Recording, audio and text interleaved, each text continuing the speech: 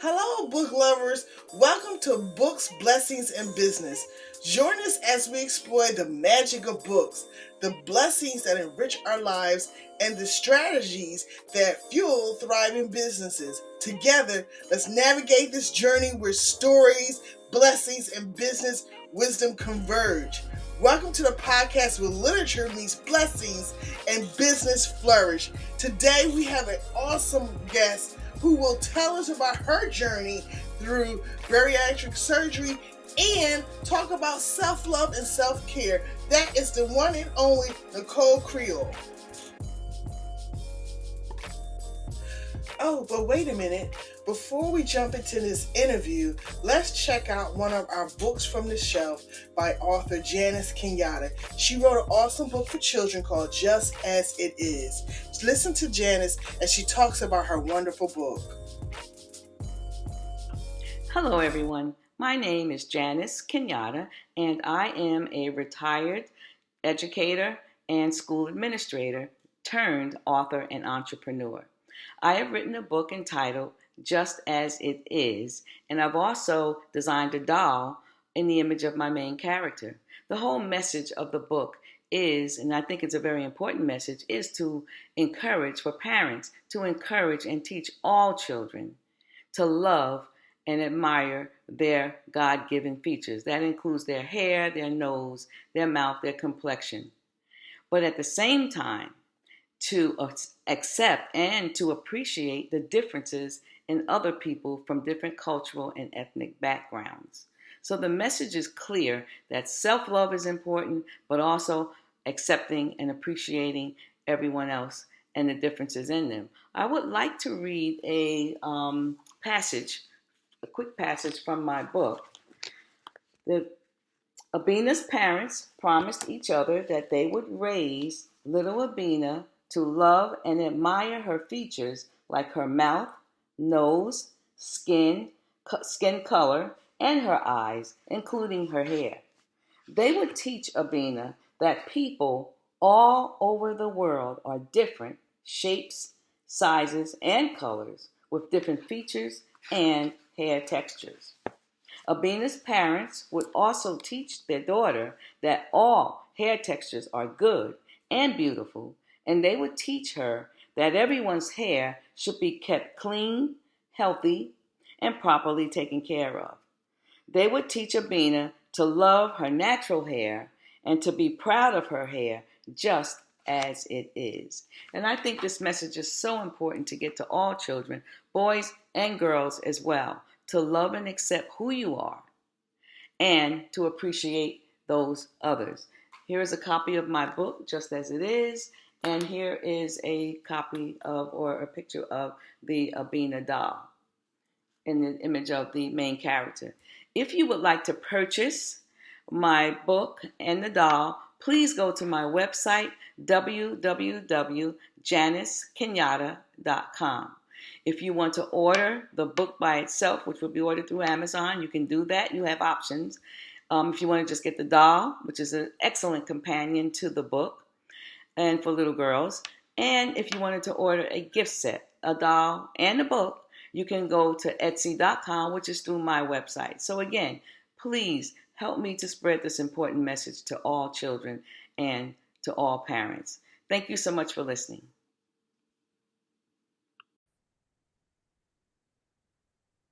Hello, my name is Monica Williams, and I am the host of Books, Blessings, and Business podcast, along with host Kim Oglesby. Thank you all for tuning in. We have our guest, Nicole Creal. I will introduce her and we will welcome her to this platform. Nicole Creal is a compassionate and experienced registered nurse with a master's degree in nursing, specializing in psychiatric nursing, case management, prior authorization, and medical management consulting. Her career has been dedicated to improving healthcare and patient outcomes through her expertise in various healthcare roles. As both a healthcare professional and a bariatric patient, Nicole brings a unique perspective to her work, drawing from her personal journey to promote understanding and support for individuals facing similar challenges. Her own experiences have given her a deep empathy for those on a weight loss journey and have inspired her to advocate for health and wellness in all aspects of life. When she's not making a difference in the medical field, Nicole indulges in her passion for international travel, exploring diverse cultures, and savoring exquisite cuisine from around the world. She finds solace in the tranquility of beaches and the art of relaxation, often drawing inspiration from these moments to infuse her writing with a unique blend of compassion and empathy. Nicole's writing reflects her deep appreciation for life's simple pleasures and her commitment to promoting well-being both through her nursing career and her literary pursuits. Let's welcome Nicole Creal. Well, thank you so much, Monica. Nice to be here. I know that I read a lot about you, but is there anything else that you would like to share with the audience about yourself that we do not know before we delve into discussing your books? Yes. So, in addition to the weight loss surgery journey, I have also been working with the self-love and self-care component for myself. That's been evolving for years. It actually got me started in my nursing career, which we'll probably talk about that in a little bit. But that has become something very important to me as well. And I thought I should write about that too, since that was in my wheelhouse. So I put out a book here recently on February the 6th that is dedicated to self-love and self-care for Black women. So that is my newest endeavor. So I have added a little bit to that resume, but that's about it. And and I'm married. I have a husband, and we have two children, 26 and 27, and I have a grandson and a son-in-law. So that's Oh. my little family. Well, thank you for sharing that additional piece of yourself. We appreciate that. So let's get into this bariatric surgery handbook that you wrote. And of course you have personal experiences with this, so I'm sure that it was even more personal for you to write it and to share your story, not just for yourself, but for so many other people in the same situation that you have been in. So talk to us a little bit about that. So what inspired me to write the book to begin with is as I got started on the journey, because you have to start really early. It's almost a year before you even have the surgery at all. You have to start prepping up to a year in advance. So I began doing research and I was like, oh my goodness, there is way more involved in this than I anticipated was going to be involved in it. I thought it would be like the other procedure where you have 3 or 4 days. They tell you what you need to do for 3 or 4 days, and you go in there and have your surgery and it's done. But no, it's absolutely not that way. There is so much more involved. And as I was doing the research, there was nothing that I could find where everything was in one complete place. So it was like I had all of these books and pages and papers and all this stuff all over the place about this process. And I was like, it would be really good to have something that's comprehensive, that is in one book, that will say, hey, this is how it's laid out. This is what you need to expect during pre-op, before surgery. This is what you need to expect post-op, right after surgery. And this is some of what you need to understand about maintaining it once you get a little bit further down the road. So that was the basis for writing the book, because I never found anything that was just all in one, comprehensive, to help guide me on that process. So that's what started that to begin with. So that was the main point for writing this particular book. So let me ask you, and I definitely cannot wait to delve into the other books, but let me ask you, was this for like health reasons, if you do not mind asking, or something else? And I'm gonna ask you two questions in one, so that way you can go from one to the other. And if you do not mind sharing the weight that you was prior, and then your goal weight. Yes, I sure will. So what started the whole thing is I was dieting, and I mean doing every diet under the sun. And I have been vegan, I have been vegetarian, I have been pescatarian, I have done paleo. You name it, I've done it. And I mean consistently, like staying on them for a year to 2 years at a time. And every time I would go back in for my annual checkup, he would be like, okay, you're either gaining weight or you're losing. And he's like, I just don't understand what's happening here. I was working out and he's like, nothing's happening. Then I got to the place where I was steadily gaining as I got older. I think that I had a partial hysterectomy. So I think that is part of some of my hormones were already kind of out of whack. And then as I got a little bit older, it just started getting worse and worse. And so the weight was just not coming off no matter what I did. So he said, because you are my primary care doctor, suggested that I look into bariatric surgery because I was so dedicated and I could stick to a plan. And he was like, you're disciplined enough that I think that you can actually do this. And I didn't quite understand what he meant at that time. I was like, disciplined enough, like, what do you need to be disciplined about to have this surgery? But oh my God, yes, you have to be so disciplined. It has really tested me. That is for sure. So it's not easy. It's not a cakewalk. It's not a walk in the park. So I was pre-diabetic. I was having issues with asthma. Then we were having some swelling and some autoimmune issues. And he was like, in high blood pressure, high cholesterol was also in there. We've determined that the high cholesterol is actually more hereditary because my sister now also is dealing with some of that. And she, eats totally, like 100% healthy. There's nothing she doesn't eat. So we have been able to track back within the family that it's hereditary, and everybody on my mom's side has had high cholesterol, regardless of their size, their weight, any of that. So I started out at 209. I'm 5'2". My goal weight was to get down to 135. I have gotten down to 145, and those last 10 pounds, oh, we're fighting, but the last 10 pounds. The fight You and the said you in a ring with them in 10 pounds. the ring, and I'm like, I dropped down to 7 pounds, then dropped 3 pounds, and then it's like, oh nope, you thought you was doing that, nope, go back. And I'm like, oh come on. So it is it's very intensive, especially if you are a disciplined and dedicated person. I am kind of one of those people that once I make up my mind, this is what I'm going to do, I literally am going to do it. And it's no matter what happens, but it is so difficult and so hard. I do not say that with anybody. But however, after I had surgery April 6th of 2022. 3 months later, no blood pressure medicine, no asthma medication. All of my allergies disappeared. That was really crazy and interesting. It changed some interesting things, but allergies disappeared. And then I began to drop the weight. So everything has been going as planned. I am still 2 years later, not on any kind of medication, nothing for cholesterol, nothing for blood pressure, nothing at all.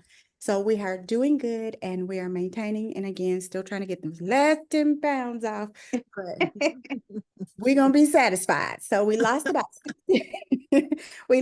60 pounds. So I am proud of myself for that. Awesome. So I was considered, he wanted to catch me at the threshold because you have to have a BMI of 40 before they consider doing the surgery for you. And at a BMI, which is your body mass index, okay, just to clarify, just in case anybody doesn't know. Yes. And that's the ratio of your height and weight together creates that number. So my BMI was right at 39, almost 40.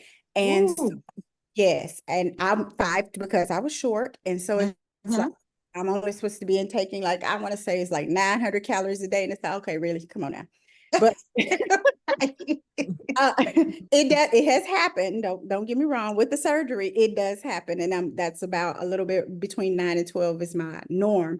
But it was it was very, very, very difficult. I had never experienced. I did not realize how difficult that was going to be. So you really got to set your mind to it. But the body mass index was right at 40 when he suggested it. So then we got into the issue with the insurance because the insurance didn't want to cover it because I was right at 40. They wanted me to enter into a 6-month weight management program. And if I What? lost any weight in that 6-month weight loss program, that would bump me down to less than a BMI of 40, and that disqualifies me for the surgery. Wow. Wow. Yes. So then Wow. I had to start looking, and then this is what I'm talking about. It's a process. And it was like, Yeah. it was wild. You have to have a psychiatric evaluation. They like to make sure that you're doing it for the appropriate reason and that you're not doing it, so to speak, for vanity reasons. And I totally understand now on the backside why they ask you to do that, because of the dedication and discipline that's required in it. Also, I have noticed as I lose weight, it's like I would have weeks where I may lose 5 pounds within a week. I would get so depressed. And he was saying that that is because the hormones that were in those fat cells are now free flowing throughout your body, and it just starts to make you wig out. So you're either overly irritable, you're depressed and sad, then you have moments where you're overly happy. And so if you're already struggling with psychiatric issues or psychological issues, then this can exacerbate that. And I totally did not realize that ahead of time, but after having gone through it now, I totally get it. And it still happens even now. Like I was saying, if I lose weight within a certain period of time, it usually is like between 3 to 5 pounds. I'll start having mood shifts, and then I'm like, okay, I'm feeling a little sad. Okay, I'm going to cry for no reason. What's happening? And it's like, oh, you might be losing weight. So that's the thing Wow. that but it's being able to cue into yourself and understanding what's happening and what's going on and how to redirect. And that's how we got to the self-love and self-care stuff. So Wow. That I cannot wait to start talking about. But before we say that, you have Yeah. helped me, Miss Nicole, you have helped me Yeah. understand Mm. my up and down moods. It's these oh, free, it is these free, I know, flowing fat cells just going all over the place, causing yes, me to be up and down in my mood. That's what yes. it is. Yes. And so my surgeon explained to me, he says, when the fat cells shrink, when you lose the weight, then all of that stuff that was in the fat cell is going to disperse within your system. It's in your bloodstream, it's in your body. That's why they Wow. encourage us to hydrate, but it's just in there free flowing, and it's got to work itself out. So a lot of Wow. times there's just not a whole lot that you are going to be able to do about it. Oh, and speaking of that, I was talking about the insurance where I was having difficulty getting it covered. So I wind up looking into alternative things. So I went to Mexico to have mine done. So I have a testimony about that as well, because I paid to have Ooh. that done. But yes, I went to Tijuana, Mexico to have my surgery. The best care I have ever had. I'm a nurse. So that was they don't be messing around in there. So but it was the best care that I ever had. But it was comforting to know that, hey, I paid that bill, paid it up front, it was done. I didn't have to worry about it anymore. And so I send them my labs every 3 months. We did consultations by telephone in the meantime for post-op. They'll keep you a few days, and the surgery itself is not bad. What I mean by that is you're able to walk and talk. You can do, kind of your normal things. It's not something that just kind of puts you flat out. I was up walking and talking right after surgery. They were encouraging me to walk. I walked the halls like every day, up and down the halls. Then I got home, sent home, I guess about 3 days later. I think I came home maybe 3 days after surgery.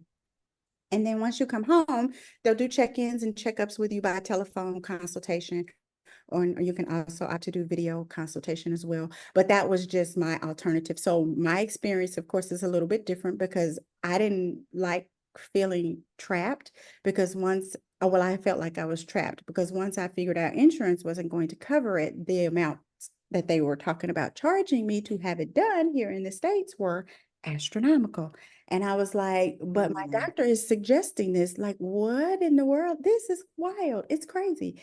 So I was like, there's got to be something else, some other alternative. And I started watching every video, YouTuber, you name it. I didn't care who it was. I was watching it, reading it, trying to take in everything that I could. And I saw that somebody suggested Mexico and who to go to. And then I wound up finding a friend of mine here who had an associate who actually went to the doctor that I went to. She was like, he's amazing. He's great.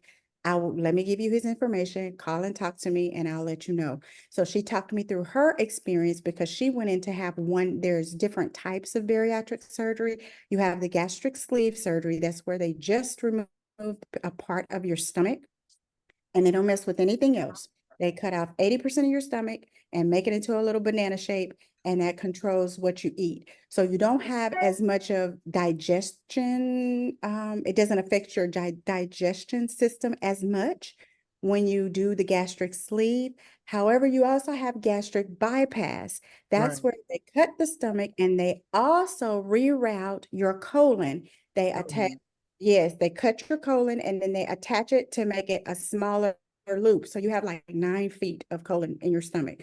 So they cut it and make it to where you maybe have 3 or 4 feet that it only goes through. So that means the food is processing through faster, and they call it malabsorption. So everything's going through so fast, you have to be really careful about eating and drinking. So I can't drink 30 minutes before I eat something. I can't drink 30 minutes after I eat something in order to give my body enough time to absorb the nutrients that's in the food that has been put there. Because once you put any kind of liquid on top of the food, it just shoots it through, it pushes it through, and then it's out of your system and it's done. So you could very well Oh, wow. malnutrition yourself if you're not careful about how you process that. So yes, so and that's a lifetime thing. I am still 2 years in and I do the same thing. I have alarms set on my phone like crazy. I've turned them all off for you guys today, but so I have an alarm that tells me when to start drinking. I have one that tells me when to stop drinking. And then I wait 30 minutes and I eat. I have one that actually tells me when to eat.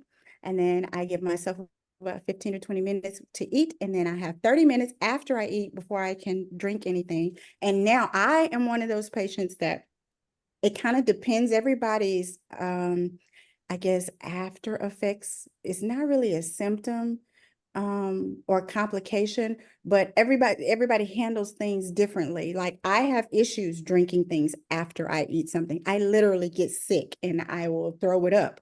So Oh. I cannot do that. But there are other bariatric patients who can Mhm. drink after they eat. However, they still run that risk of becoming more malnourished than those of us who are having issues with that. Because again, they're pushing the food through their system too fast, and then it's your body's not absorbing anything. So you have to rely on vitamins, and you got to take those every day. So it was so many different options. And I'm like, what's the best one for me? I got a chance to talk to the doctor and do a consult. He stayed on the phone with me. I do commend him for that as well. He was a 30-minute consultation with my doctor that was in Mexico by phone. And any question I had, he answered for me. Right. It didn't Awesome. matter what it was. So that was a great thing for me. I was excited and we got it done. So I actually had the bypass surgery because I had a history of acid reflux, which also is, by the way, gone, and I don't take any medicine for that either. Um, Awesome. Ooh. Yes, the surgery took that away as well. So he recommended bypass because I had a history of acid reflux. So if you have a history of acid reflux, they recommend that you have the gastric bypass because it helps to heal that. When you only do make just the pouch in your stomach with the gastric sleeve, the acids in there still tend to build up your stomach acid, and it makes if you have acid reflux, it makes it worse. And sometimes people who don't even have a reflux will get acid reflux after having the sleeve surgery. So that was my recommendation since I already had that. So he was like, no, I think bypass is going to be best for you. And it has been great. I have had no complications now whatsoever. And Awesome. Wow. Well, Nicole, you have given us a Yeah. lot of information, and I'm sure the listeners who can Yeah. relate to this is like, oh my gosh, she just helped me to understand this, helped me to understand that. And all I would like to know is if I could get a small waist without doing any of it. Do you have any suggestions? Can I just have a small waist without doing any of that? because I'm waiting on, I'm like you. I'm looking for it too. If you find it, let me know. If I find it, I'll call you, okay?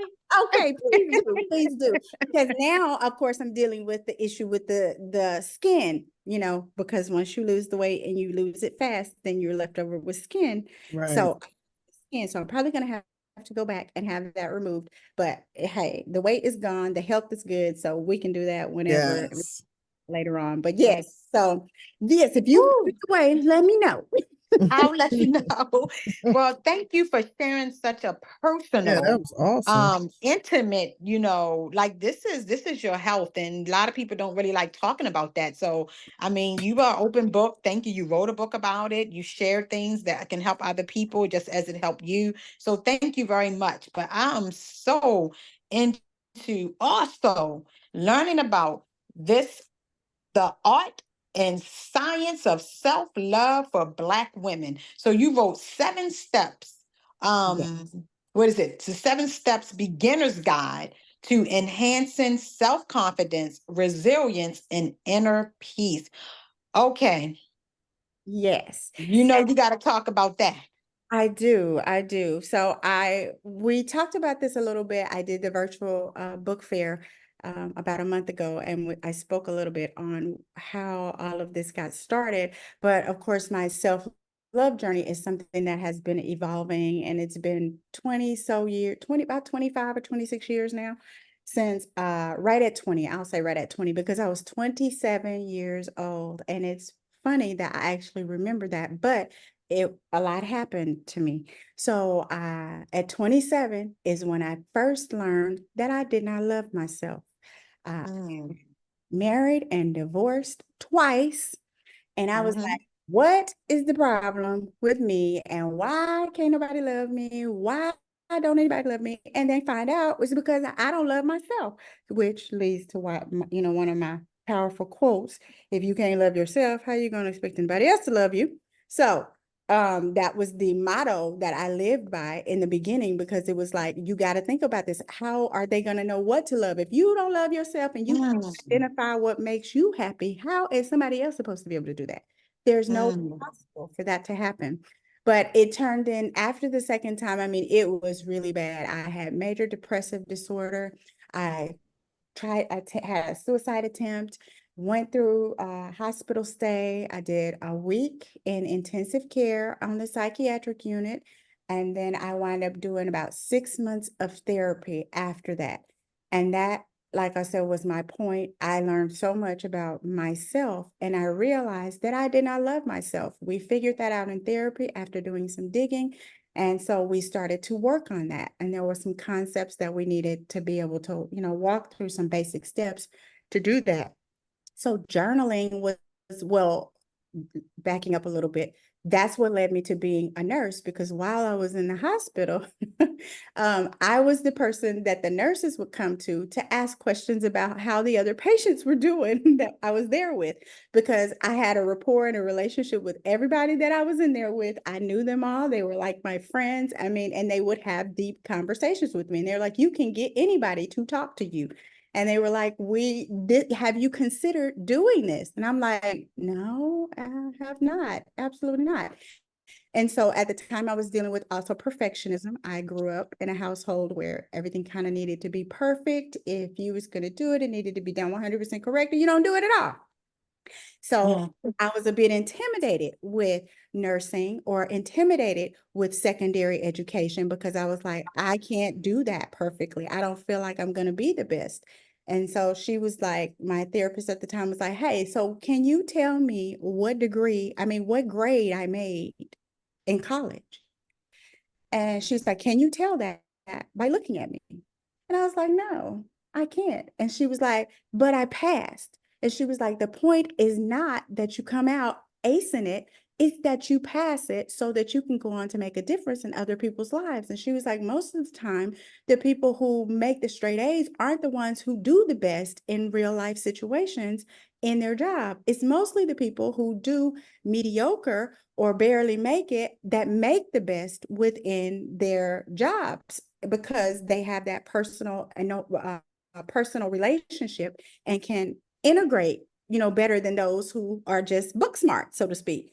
So I was like, okay, I thought about that, and I was like, okay, great. So the thing was also, she said, okay, where you are with you being super depressed, I want to turn off. We were doing the left brain, right brain thing. She was like, if you go to school, you will turn off the side of your brain that deals with emotions, and you will give it a chance to rest. And you will activate the other side of your brain that goes for education and allows you to learn. She was like, you need to allow that other side of your brain to rest so that it can recuperate. It's just like any other body part. It's just like any other thing you do. You need to take time away to allow that to happen and to be able to allow it to rest. So I was like, okay. So I went back to school, and sure enough, things started to improve in that it wasn't as foggy. I could think a little bit clearer. And then we started going into some of the therapeutic things that are also listed in the book. Like we started walking through journaling, and then which was how what also got me to writing as well, because I started to journal, and I would come back and share with her. And she was like, actually, you're really good at writing too. Have you ever thought about writing? And I'm like, no, giving me too many things. But here we are 20 years later, we're writing. So we're accomplishing things one thing at a time. We're doing one set thing at a time. But we started to walk through those other things, like learning how to do mindfulness meditation and support maps, figuring out who supports you and how to be able to walk through that. So those are the items that I have discussed and talked about in the book. And it's presented in such a way of the Blossom framework. And that's blooming into your best self. And then so our chapters cover beautiful minds, loving you first, overcoming obstacles, sister strategies, securing your circle, owning your story, and mindset shifts. And then we have a bonus chapter that's mastery of self-love, and that kind of talks about how to habit track and make it consistent, and how it takes 10,000 hours of practice in order for you to have considered something mastered. So as you start to work through these processes and work through journaling, it's not an overnight thing. It is something you need to stay consistent with. And sometimes, even with me, I am analytical. I would sometimes have to count the 10,000 hours. Has it been 10,000 hours? I don't feel like I'm making any kind of progress, but I will start sometimes counting those hours, and I'm like, oh, you only at 3,000. You got a long way to go. You good. So it's just keep working and keep working and keep working. So those are the basic principles from that particular book. And there's also a workbook that goes with it, but it can also be used as well by itself. And it's the Art and Science of Self-Love workbook. So it has some of those same items in it, and then some additional charts. The workbook is a little bit more personal because it has part of my experience in it, is how I start off each weekly affirmation. And then each weekly activity, I tell a little bit about my personal story and how I got to where I was and was able to use that. So that was the basis for that. And then I wanted us to have something for us, if you know what I mean. I know what you mean. Yes. Oh my gosh, Nicole, this is awesome. We got to have you back because we need to hear more. We need you to share more. You are very transparent, very personal. I love, if you can't love yourself, how can you expect someone else to love you? I love how you said blooming into your best self. We are going to, as we close out, I always like the someone to tell us something, I say a aha moment, give us something that we can live past the day with before we close out. Life is 10% what happens to you, and it's 90% how you react to it. So always remember that you are the one in control of your emotions, your feelings, and your reactions. And it doesn't matter what happens to you, 10% of that, the 90% is how you choose to respond to it. So take a deep breath and respond well. Oh, thank you so much. Where can we get your books again, Nicole? Can you tell us? They're on Amazon right now. I'm still working. We'll have a website here coming soon, but for sure they're on Amazon right now. All three of them are there. Okay, awesome. Thank you. Sure. So tonight, I hope you learned a lot like I did from Nicole and her journey as she discussed her bariatric surgery and the different things that she went through as she went through that process. So also remember earlier, Janice Kenyatta, she shared with us a book called Just As It Is, for children and families to discuss acceptance. And I hope you picked that up as well. Nicole Creal book, the Bariatric Surgery Handbook. You can pick that up as well. She has to go directly to her website. And of course, always these books can be found on Amazon. And lastly, remember Literacy Moments magazine. We feature these authors monthly in our magazine issues on our website, literacymomentsmagazine.com. Please take a visit, support these authors, buy these books. They shared their journey with you to inspire you to complete your journey. So remain blessed and toodles.